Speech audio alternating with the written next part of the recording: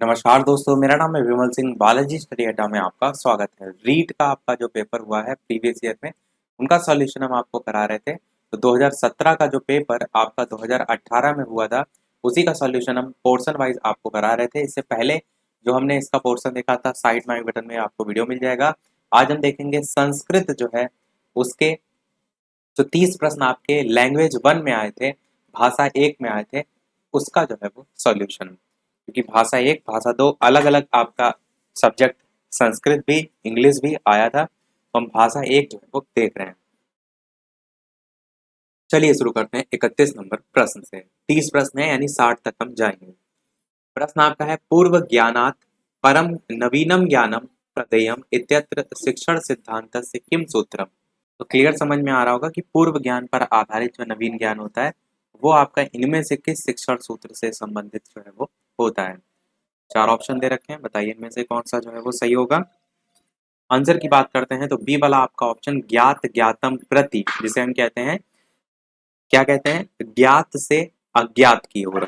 छोटे जो बच्चे होते हैं उनको टीचिंग के प्रति बहुत ज्यादा उत्साहित बनाने के लिए, उनका मन लगा रहे, उसके लिए ये विधि यूज की जाती है। तो आप कह सकते हैं कि शिक्षक को ये पहले पता कर लेना चाहिए कि बच्चे को आता क्या है, उसका जो पूर्व ज्ञान है वो कितना है। तो वही आपसे यहाँ पर पूछा गया था। अगला प्रश्न 32 है कि गुरुमुखम इति साधनम विद्यते।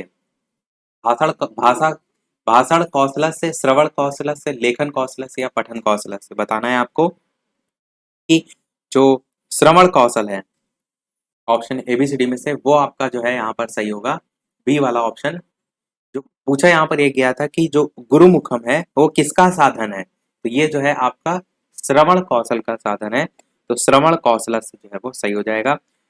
बोला भी जाता है संस्कृत में एक लाइन कि गुरुमुखम इति श्रवण कौशल से साधनम विद्यते। और भाषा कौशल के अगर प्रकारों की बात की जाए थोड़ा सा, तो आपका सबसे पहला होता है श्रवण कौशल, जो कि यहाँ दे रखा है। तो दूसरा आपका होता है मौखिक अभिव्यक्ति कौशल, जहां पर विचारों को बोलकर व्यक्त करने का कौशल होता है। तीसरा आपका होता है पठन कौशल, जो कि यहाँ दे रखा है, पढ़कर अर्थ ग्रहण करने का कौशल, इसे हम कह सकते हैं। लेखन कौशल चौथा आता है, जहां पर विचारों को लिख कर व्यक्त करने का कौशल जो है वो होता है। अगला देखते हैं 33 प्रश्न कि संस्कृताध्यापन अस्य श्रव्य दृश्य साधनम विद्यते। तो बताइए इन चारों ऑप्शन में कौन सा सही होगा। श्रव्य दृश्य साधन के संदर्भ में जो है वो पूछा गया है। आंसर की बात करते हैं ऑप्शन एबीसीडी में से, तो आपका सी वाला ऑप्शन दूरदर्शनम जो है वो सही हो जाएगा। देखिए, शिक्षण के अगर प्रकारों की बात करें तो उसमें श्रव्य भी आते हैं, दृश्य भी आते हैं, और दृश्य श्रव्य दोनों आते हैं। अगर केवल श्रव्य की बात करें, सुनने से संबंधित, तो जैसे रेडियो हो गया जो केवल सुन सकते हैं, ग्रामोफोन हो गया, टेप रिकॉर्डर हो गया। दृश्य की बात करें जिन्हें केवल देख सकते हैं, तो उसमें आपका श्याम पट सबसे ज्यादा पूछा जाता है। पत्र पत्रिकाएं हो गया, मानचित्र हो गया, वो सब दृश्य में आता है। पर अगर दोनों का कॉम्बिनेशन की बात की जाए, दृश्य श्रव्य दोनों, तब आपका दूरदर्शन उसी में आ जाता है, नाटक उसी में आ जाता है, चलचित्र उसमें आ जाता है। तो यही आपसे इसमें पूछा गया था कि दृश्य या श्रव्य दृश्य का जो साधन है वो इनमें से जो है वो कौन सा है। संस्कृत के अध्यापन में लिखा है ना, संस्कृताध्यापन से, तो संस्कृत के अध्यापन में आपका जो श्रव्य दृश्य है साधन, वो आपका दूरदर्शन जो है सही हो जाएगा। कहने का मतलब ये है, श्रव्य मतलब सुन सकते हैं, दृश्य मतलब देख सकते हैं, तो जिन्हें हम आंखों से देख सकते हैं, कानों से उनसे संबंधित ध्वनि सुन सकते हैं, वे आपके इसमें जो है वो आती हैं। अगला है 34 प्रश्न कि संस्कृत भाषा शिक्षण समय नगरस्य भौगोलिकी स्थिति स्थितिम वगंतुम कस्य अधिगम साधनस्य प्रयोगा कर्तु शक्यते। इस प्रकार से प्रश्न है, 4 ऑप्शन दे रखे हैं, बताना है आपको इनमें से कौन सा सही होगा। प्रश्न में पूछा क्या गया, मैं आपको हिंदी में बता देता हूँ। कह रहा है कि संस्कृत भाषा शिक्षण के समय, लिखा है ना, संस्कृत भाषा शिक्षण समय नगर है, नगर से भौगोलिक यानी कि नगर की जो भौगोलिक स्थिति है उसको अवगत कराने के लिए किस अधिगम साधन का जो है वो प्रयोग किया जाता है ना, अधिगम साधन से प्रयोग कर तो सकते थे। तो ये पूछा गया है कि संस्कृत भाषा शिक्षण के समय नगर की भौगोलिक स्थिति को अवगत कराने के लिए किस अधिगम साधन का प्रयोग किया जाता है। 4 ऑप्शन में आप सभी जानते हैं कि कहीं की भी स्थिति आपको पता करना हो तो मानचित्र का प्रयोग करते हैं, तो मानचित्र से आपका ऑप्शन ए वाला जो है वो सही हो जाएगा। अगला देखते हैं 35 प्रश्न कि पाठ्य पुस्तकस्य स्थानम शिक्षणे महत्वपूर्ण विद्यते। बताइए इनमें से कौन सा जो है वो सही होगा। पूछा गया कि बालक जो है उन्हीं के संदर्भ में कि शिक्षण में क्या उन कौन से इनमें से कथन जो है वो महत्वपूर्ण है। तो आप कहेंगे कि बालक जो है उनके ज्ञान की सीमा का विस्तार करना, बालकानाम ज्ञानस्य सीमाया विस्ताराय, तो बिल्कुल आपका ये तो सही है। दूसरा कह रहा है कि व्यवहारिक ज्ञानस्य संपादनाय, यानी कि व्यवहारिक जो ज्ञान है उसका संपादन करना, वो भी आपका इसमें आएगा, बिल्कुल सही है। तीसरा कह रहा है छात्रेषु स्वाध्यायाम प्रति रुचियोत्पादनाय, यानी कि कहने का है कि छात्रों में जो स्वाध्याय है, अपने आप से पढ़ने की जो रुचि पैदा होती है ना, उस वो उत्पन्न करना, तो वो भी इसमें आता है। तो आपका चौथा वाला ऑप्शन ही सही हो जाएगा, यानी कि उपर्युक्तानाम सर्वेषाम उद्देश्यानाम संपादना, यानी कि ऊपर दिए गए जो सभी आपको उद्देश्य हैं वो सभी जो है वो बिल्कुल सही है। अगला देखते हैं 36 प्रश्न। और वीडियो को सभी लोग लाइक अवश्य करते रहिएगा। इसी प्रकार अच्छे अच्छे प्रश्न तो हम प्रैक्टिस कराते ही हैं, प्रीवियस ईयर भी आपको करा रहे हैं, ताकि आपको एक अंदाजा लगे कैसे कैसे प्रश्न प्रीवियस ईयर में पूछे गए हैं, कैसे पूछे जा सकते हैं, किस हिसाब से आप अपनी तैयारी जो है वो करें। तो लाइक और शेयर दो चीजें सभी लोग अवश्य वीडियो कर दीजिएगा। बात करते हैं अगले प्रश्न की। प्रश्न है आपका कि शिक्षण विधिनाम समीकरणे शिक्षा स्तरस्य उन्नतिकरणे च सहायकम भवति। बताइए इन चारों ऑप्शन में कौन सा सही होगा। पूछा यही गया है कि वह प्रक्रिया जिसके द्वारा पूर्व निर्धारित उद्देश्य जो है होते हैं उनके मध्य तुलना की जाती है, वो आपका इनमें से क्या कहलाता है। तो आंसर की बात करते हैं तो आपका मूल्यांकन कहलाता है। मूल्यांकनम जो है आपका सही हो जाएगा। मूल्यांकन भी आपके दो टाइप के होते हैं, एक आपका आंतरिक मूल्यांकन होता है और एक आपका बाह्य मूल्यांकन होता है। जो आंतरिक मूल्यांकन होता है इसके अंतर्गत भी अलग अलग टाइप्स हैं, जैसे कि आपका उच्चारण हो गया, जैसे कि आपका वाक्य प्रयोग हो गया, जैसे कि आपका बोध प्रश्न हो गया। बाह्य जो आपके हैं इनकी अगर बात करें तो इसमें वस्तुनिष्ठ प्रश्न, लघु उत्तरीय प्रश्न, निबंधात्मक प्रश्न, ये सब आपके बाह्य मूल्यांकन में जो है वो आ जाते हैं। अगला देखते हैं 37 प्रश्न कि छात्राणाम गृह कार्यस्य मूल्यांकनम भवितुम शक्नोति। बताइए बाह्य मूल्यांकन, साक्षात्कारेण, आंतरिक मूल्यांकन या फिर संभाषणेन। बताइए इनमें से कौन सा सही होगा। पूछा ये क्या है, छात्राणाम गृह कार्य से, यानी कि छात्रों का जो गृह कार्य है, मूल्यांकनम यानी कि उनका मूल्यांकन, भवितुम शक्नोति यानी कि किसके अंतर्गत आता है इनमें से। तो आप बताइए ऑप्शन एबीसीडी में से। आंसर की बात करते हैं तो आंतरिक मूल्यांकन के अंतर्गत जो है आपका आता है। तो आपका ऑप्शन सी वाला जो है वो सही हो जाएगा। अच्छा, आंतरिक मूल्यांकन आप कहेंगे किसे, तो आप कहेंगे कि कक्षा में शिक्षण करते समय शिक्षक क्या करता है, बीच बीच में प्रश्न पूछकर मौखिक रूप से या लिखवा कर जांच करता रहता है। तो वो आपका आंतरिक मूल्यांकन के अंतर्गत आता है। गृह कार्य में बालक क्या करते हैं, अपने विचारों को लिखते हैं, भावों को स्वतः सोच विचार कर लिखते हैं, तो वो सारी चीजें इसमें आती हैं। 38 प्रश्न देखते हैं कि शलाका परीक्षा भवति। बताइए इनमें से कौन सा जो है वो सही होगा। शलाका परीक्षा किसके अंतर्गत जो है वो आती है। अच्छा, शलाका परीक्षा है क्या, तो प्राचीन भारतीय शिक्षा प्रणाली की एक बहुत ही वैज्ञानिक और परिष्कृत मूल्यांकन विधि है। शॉर्ट में आप मूल्यांकन विधि जो है इसे कह सकते हैं। आंसर की बात करते हैं ऑप्शन एबीसीडी में से, तो आपका मौखिक वाला ऑप्शन सही होगा। मौखिक का अंतर्गत ये जो है वो सही हो जाएगा। शलाका परीक्षा मौखिक परीक्षा के अंतर्गत जो है आपका आता है। और प्राचीनतम भारतीय शास्त्र जो शास्त्रीय विषय हैं उनको यथावत स्मरण रखने के साथ ही अधिगम को प्रदर्शित करने के लिए भी ये सब विधि यूज की जाती थी। पर आप मेन ये ध्यान रखिएगा इसके अंतर्गत आता है। अगला प्रश्न 39 कह रहा है छात्राणाम दैनिक कार्य कारणाम सर्वासाम परीक्षाणाम चा मूल्यांकनम भवेत। बताइए इनमें से कौन सा जो है वो सही होगा। यानी कि छात्रों के जो दैनिक कार्यों का संपूर्ण परीक्षण है, लिखा ना, छात्राणाम दैनिक कार्याणाम यानी कि छात्रों के दैनिक कार्यों का, सर्वासाम परीक्षणाम यानी कि संपूर्ण परीक्षण, च मूल्यांकनाम यानी कि एवं मूल्यांकन जो है वो भवेत मतलब कहलाता है। क्या कहलाता है, चार ऑप्शन में बताइए कौन सा सही होगा। आंसर की बात करते हैं ऑप्शन एबीसीडी में से, तो सतत मूल्यांकन आपका जो है वो सही हो जाएगा। दैनिक मतलब लगातार जब हो रहा है, नाम से ही समझ में आ रहा है, तो सतत मूल्यांकन में यही होता ही है जी, कि उनके दैनिक कार्य जो है उनका संपूर्ण परीक्षण मूल्यांकन जो है इसमें आता है। और इसमें छात्रों के विकास के आप कह सकते हैं सभी पहलू शामिल होते हैं। यही सारी चीजें लिख सकते हैं।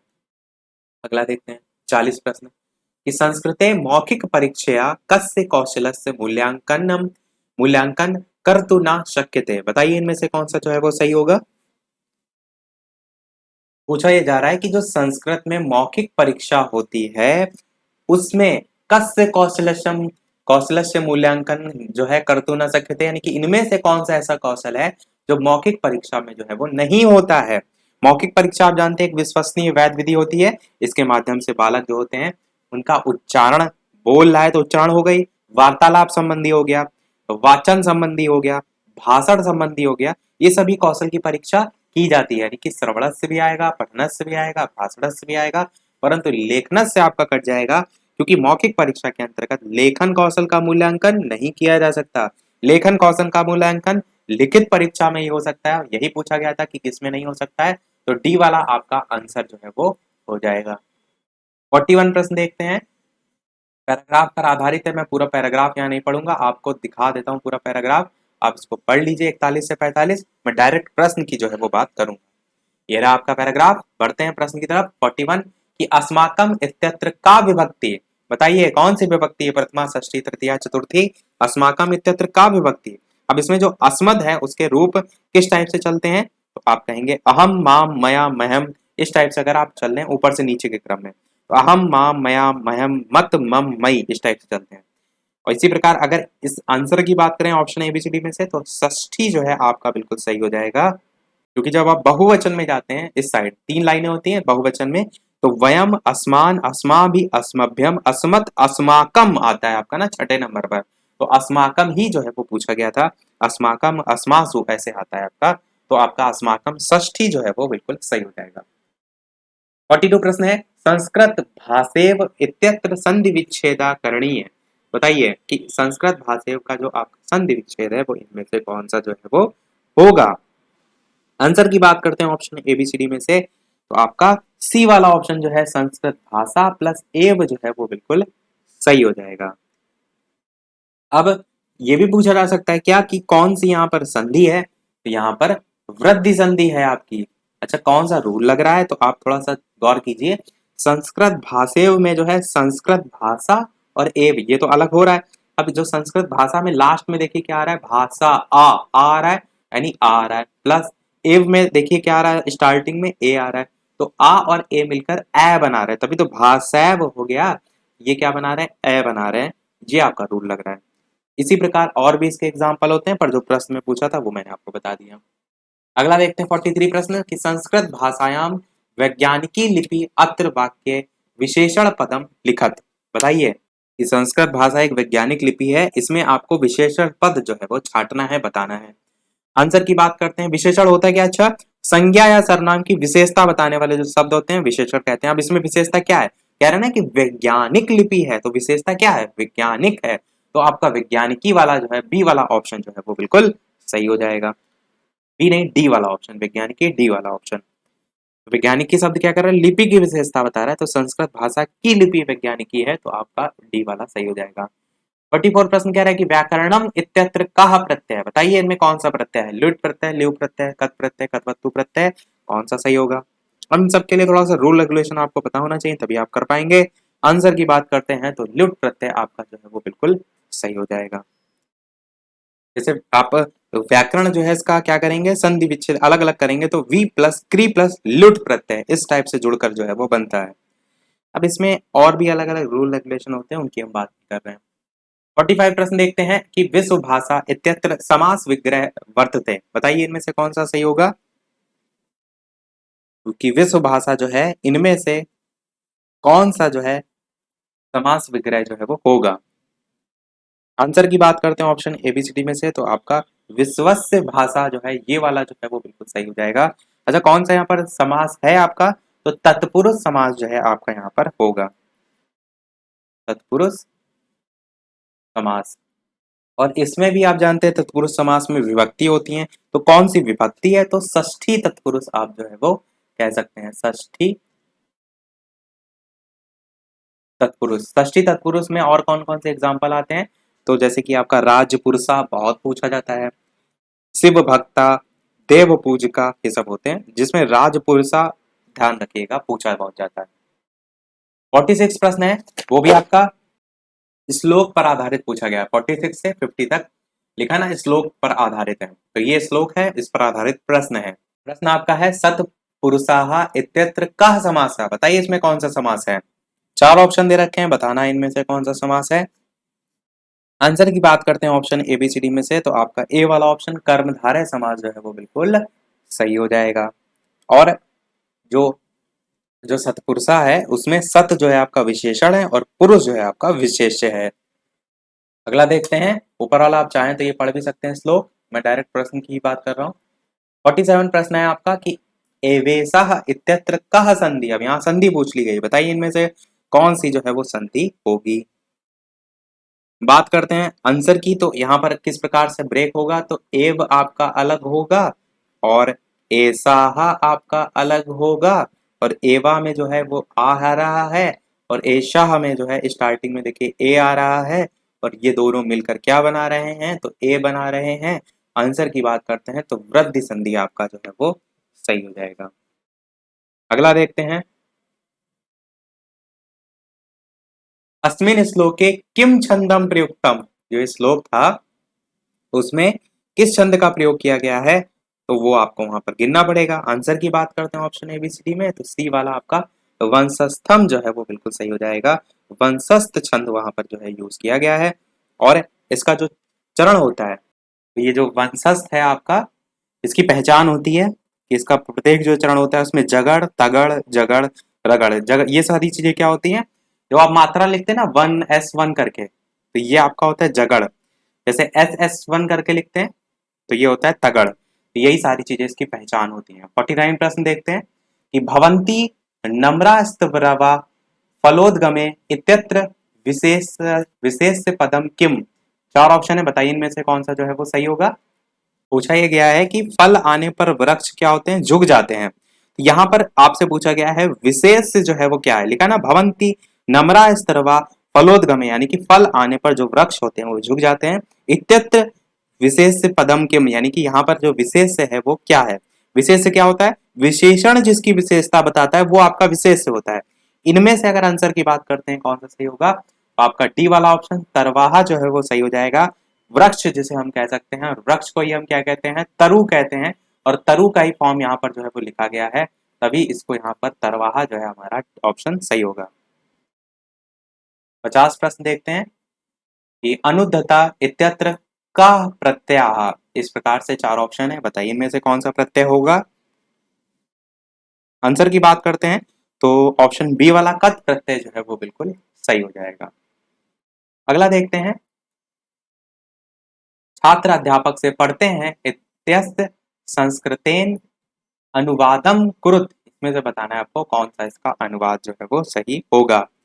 छात्र अध्यापक से पढ़ते हैं, इसका आंसर की बात करते हैं तो छात्र का छात्राहा हो जाएगा, बिल्कुल सही है।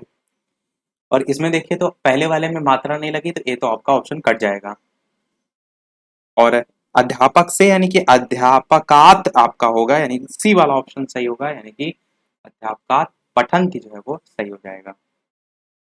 अगला देखते हैं प्रश्न 52 कि माता भोजनम पचति अस्य वाक्यस्य वाच्य परिवर्तनम कुरुत, आपको वाच्य परिवर्तन करना है कि माता भोजनम पचति, इसका जो है वो वाच्य जो परिवर्तन है वो क्या होगा। अच्छा, माता भोजनम पचति ये कौन सा वाच्य है, तो कृत वाच्य है आपका, कृत वाच्य है आपका ये। और इसका वाच्य परिवर्तन जब आप करेंगे तो आपका इनमें से ऑप्शन डी वाला सही होगा, यानी कि मात्रा भोजनम पच्यते, ये आपका सही होगा।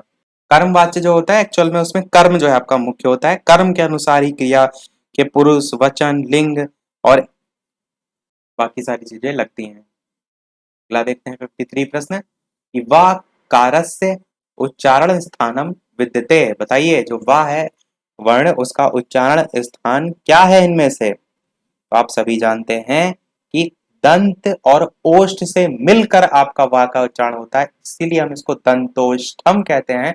तो बी वाला आपका बिल्कुल जो है वो सही हो जाएगा। इसका सूत्र भी होता है और वो सूत्र होता है वकारस्य दंतोष्ठम। तो वकारस का जो वा है वो ही इस वा को प्रदर्शित करता है, और दंतोष्ठम मतलब दंत और ओष्ठ दोनों से उच्चारित होने वाला वर्ण। और अगर बात करें कंठ तालु की, तो कंठ तालु का भी सूत्र होता है ए दे तो कंठ तालु। ए दे तो कंठ तालु होता है, जिसमें आपका ए और ए इनका उच्चारण होता है, पूछा बहुत जाता है। साथ ही साथ कंठोष्ठम जो है इसका भी सूत्र होता है, इसका होता है ओ दो तो कंठोष्ठम, जिसमें हम ओ और औ जो है वो देखते हैं। और जो ओष्ठ है ये तो आप जानते हैं नॉर्मल केवल ओष्ठ है, तो बाकी ये तीन जो अलग से देख रहे हैं वो आप ध्यान रखिएगा, कंठ तालु, कंठोष्ठम और दंतोष्ठ। अगला देखते हैं, मूर्धा स्थानीय वर्ण वर्तते। बताइए इनमें से कौन सा सही होगा, मूर्धा स्थानीय वर्ण कौन सा है? तो आपका ऑप्शन एबीसीडी में से आपका री वर्ण, आपका ए वाला ऑप्शन जो है वो बिल्कुल सही हो जाएगा। ऋतु रसाणाम मूर्धा आपका इसका सूत्र होता है, जहां पर ऋतु रसाणाम में री जो होता है वो वर्ण को परिभाषित करता है, ऋतु में जो टू होता है वो आपका टा वर्ग को परिभाषित करता है। साथ ही साथ ऋतु रसाणाम में जो रा आता है वो भी इसी में आता है, रसाणाम में जो शा आता है वो भी इसी में आता है। तो ये सभी आपके उच्चारित होने वाले होते हैं। 55 प्रश्न है आपका कि वाक्य मिदम संशोधयत नृपाहा खलाय सतम दंडयति। तो ये आपका दे रखा है चार ऑप्शन, बताइए इसका शुद्ध रूप जो है वो क्या होगा। बात करते हैं उत्तर की इनमें से कौन सा सही होगा, तो डी वाला आपका ऑप्शन नृपाहा खलम सतम दंडयति, ये वाला जो है वो बिल्कुल सही होगा इसका शुद्ध रूप। अगला देखते हैं 56 प्रश्न, संस्कृत भाषा शिक्षणानाम विकासः भवति कौशले नाटके पठने या फिर दर्शने। बताइए इनमें से कौन सा सही होगा कि संस्कृत भाषा शिक्षण जो है उसका जो विकास होता है वो किससे होता है, ये पूछा गया है। तो आप जानते हैं संस्कृत भाषा शिक्षण का विकास कौशल से होता है, तो कौशले आपका ए वाला जो है वो बिल्कुल सही हो जाएगा। तो आप कहेंगे संस्कृत भाषा शिक्षणानाम विकासः कौशले भवति, और क्रम क्या होता है, सुनना बोलना पढ़ना लिखना, ये आपका विकास का क्रम जो है वो होता है। 57 प्रश्न है, बालकेषु कल्पना शक्ति विकासः भवति। बताइए इन चारों ऑप्शन में कौन सा सही होगा। बात करते हैं आंसर की, तो पूछा गया था कि बालक जो है बालकेषु कल्पना शक्ति, यानी कि उनमें कल्पना शक्ति जो है विकासः भवति, उनका जो विकास है वो किस विधि से होता है। तो आप क्या कहेंगे ऑप्शन चारों में, कथा कथन जो विधि है इससे होता है, तो कथा कथन विधिना जो है आपका सही हो जाएगा। कथा कथन विधि जो है वो बच्चों के लिए बहुत उपयोगी होती है, किसके लिए, बच्चों के लिए बहुत उपयोगी होती है। और बच्चे स्वभावता कहानी प्रेमी होते हैं, आप जानते हैं, अगर आप उनको पढ़ाएंगे उनको नहीं समझ में आएगा, पर अगर आप कहानी सुनाएंगे तो जरूर सुनेंगे। तो कहानियां आप कहेंगे उनका जो भी जिज्ञासा उसको बढ़ाती है, उनका कौतूहल को शांत करती है, उनमें सोचने समझने की शक्ति बढ़ाती है। तो कथा कथन विधि आपकी सबसे अच्छी जो है वो हो जाएगी। तो यही जो है आपसे कल्पना शक्ति के संदर्भ में, कल्पना शक्ति क्या होती है, मतलब सोच सके विचार सके स्वयं से।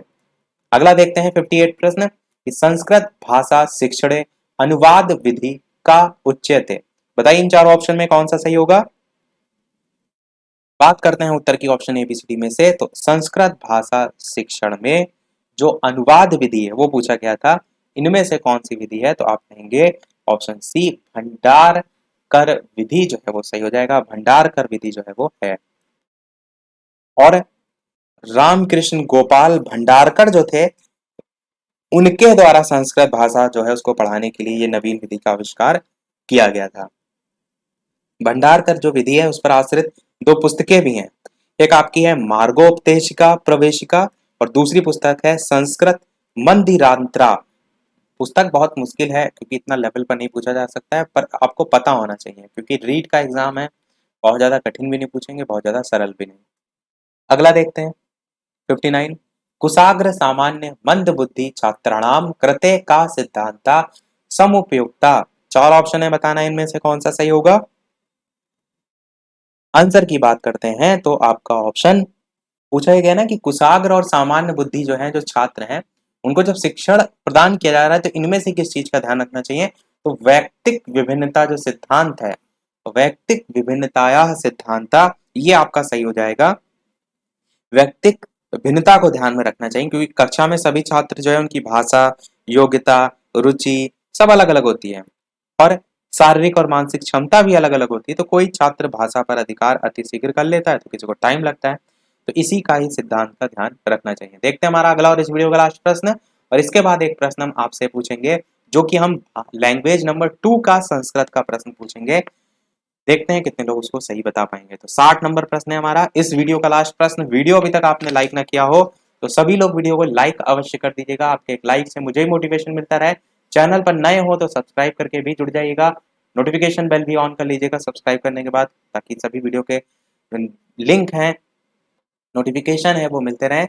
और अन्य लोगों के साथ वीडियो को शेयर भी अवश्य कर दीजिएगा, जितने भी लोग रीट की परीक्षा देंगे। और टेलीग्राम से नहीं जुड़े हैं तो लिंक आपको डिस्क्रिप्शन में मिल जाएगी, सर्च करके भी जुड़ सकते हैं। 60 नंबर प्रश्न है, संस्कृत भाषा शिक्षणे प्रथमम मौखिक कार्यम तथा लिखित कार्यम च भवेत् इत्यत्र संस्कृत भाषा शिक्षण सिद्धांता का। बताइए इनमें से कौन सा जो है वो सही होगा। पूछा यह गया है कि संस्कृत भाषा शिक्षण में पहले मौखिक कार्य और उसके बाद लिखित कार्य होता है, वो इनमें से जो है वो कौन सा होगा। तो आंसर की बात करते हैं तो सी वाला अनुपातस्य क्रमस्य च सिद्धांता जो आपका है ऑप्शन, ये जो है वो बिल्कुल सही हो जाएगा। चलिए अब देख लेते हैं वो प्रश्न, जैसे कि सभी वीडियो में हम आपसे एक नेक्स्ट प्रश्न पूछते हैं। तो हम जो प्रश्न पूछ रहे हैं वो प्रत्यय से संबंधित पूछ रहे हैं। आपको ये बताना है जो कर्तुम है, यहाँ पर कौन सा प्रत्यय, कर्तुम इत्यत्र कः प्रत्यय प्रत्यय वर्तते। ये जो एक्चुअल में है इसी पेपर में, यानी कि 2018 का जो पेपर था जो कि लैंग्वेज नंबर 2 थी, तो वहां पर पूछा गया था। तो बताइएगा इन चारों ऑप्शन में कत्वा, सत्र, तुमुन या लेप में से कौन सा सही होगा। आप प्रत्यय का नाम ना टाइप करके option A B C D बताइएगा कि आपके अनुसार कौन सा जो है वो आंसर सही होगा। तो सभी लोग ट्राई अवश्य जो है वो करिएगा। और एक प्रश्न हम आपसे मैथ का भी पूछ रहे हैं, तो दोनों ही सॉल्व कीजिएगा। वो संस्कृत का है और ये जो है मैथ का है, क्योंकि मैथ आप लोग लगाते कम है इसलिए मैथ पूछ रहा हूँ ताकि आप लगाएं। प्रश्न आपका है, पानी और शर्करा के 3 लीटर के मिश्रण में 40% शर्करा है, यदि 1 लीटर पानी इस मिश्रण में मिला दिया जाता है तो नए मिश्रण में शर्करा का परसेंटेज किसके बराबर होगा। और ये भी आपका इसी रीट के 2018 वाले पेपर में जो है वो पूछा गया था। 4 ऑप्शन है, 25%, 30%, 35% या 40%। सॉल्व कीजिएगा और वीडियो के मेन कमेंट में आंसर जो है वो बताइएगा। तो देखते हैं कितने लोग का आंसर जो है वो सही आता है। तो आज के वीडियो में इतना ही रखते हैं, मिलते हैं अगले वीडियो में कुछ नए प्रश्नों के साथ, एक नए प्रैक्टिस सेट के साथ। तब तक के लिए नमस्कार, थैंक यू फॉर वॉचिंग।